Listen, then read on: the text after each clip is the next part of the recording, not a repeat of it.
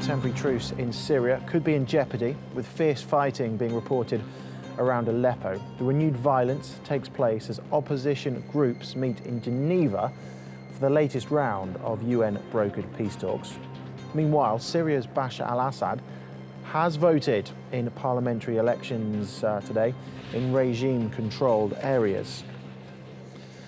Let's get more on events in Syria, because joining us now from Dubai is Samir Altaqi. He's director at the Orient Research Center. Thank you very much for your time. Let's start by talking about the fighting in and around Aleppo and the ceasefire in Syria at the moment. How fragile is it, would you say, ahead of this latest round of talks?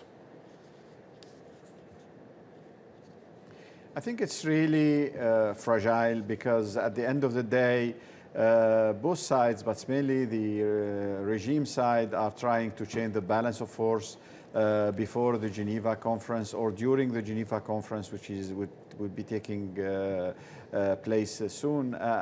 Actually, the head of the government of the regime had declared a new campaign against Aleppo, saying that this campaign will be opened soon. There is a wide gathering of military forces of the Iranian military army. Actually, it's no more the Pasdaran, but also the real Iranian army around Aleppo, and those are threatening Aleppo for siege. And yesterday there had been a fierce defensive battles where many of the Iranians had been killed. But so I'm telling that if the regime will continue to try to upheaval the balance of force which is prevailing in those areas, I think this will push the ceasefire toward a complete collapse.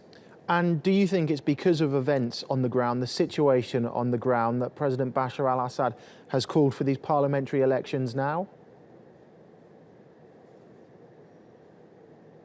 Yes, I think it's really the appropriate reply from the Syrian regime to the Geneva conference. While the Geneva conference is dealing with the opportunity of establishing a new governing interim body, actually Bashar al-Assad is trying to say that it's me, the only legitimate power in Syria, and there will be only me. And actually he's embarking in these elections, which show that he is not ready at all to really cooperate with the United Nations or to the United Nations in the negotiations. And all what he can imagine about is that the Syrian opposition will come to him and surrender completely after all the atrocities that had been committed toward the Syrian people. So at the end of the day, those elections were just irritant for the Syrian people, and would just reflect no more legitimacy, but much more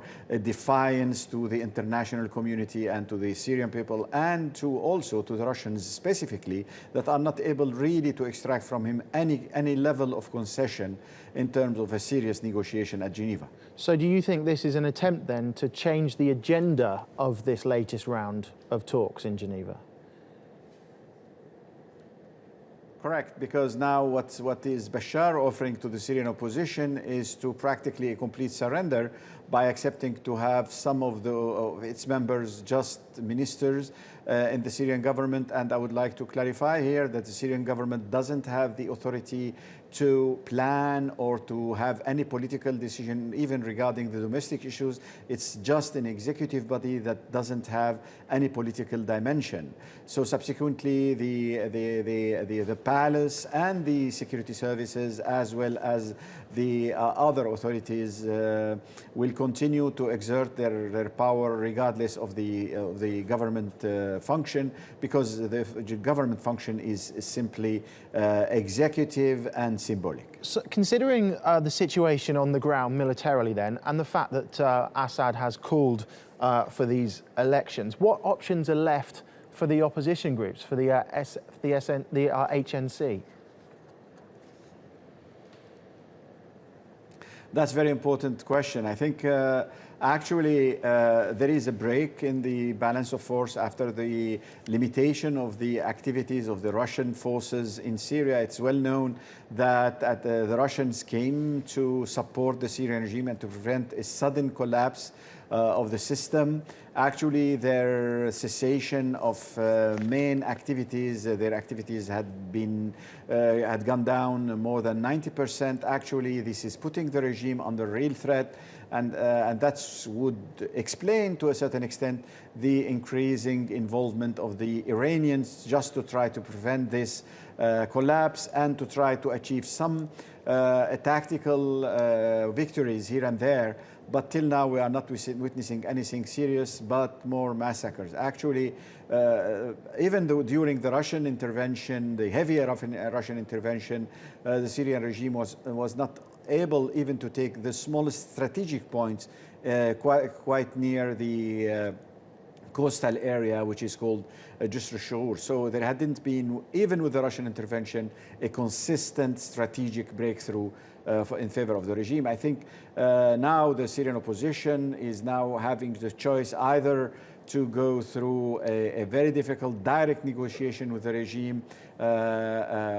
This should be their request, not to make an indirect negotiation. On the other side, if it doesn't go well, I think the balances for force is much less in favor of Bashar al-Assad. Okay, Samir Altaqi, thank you very much for your time.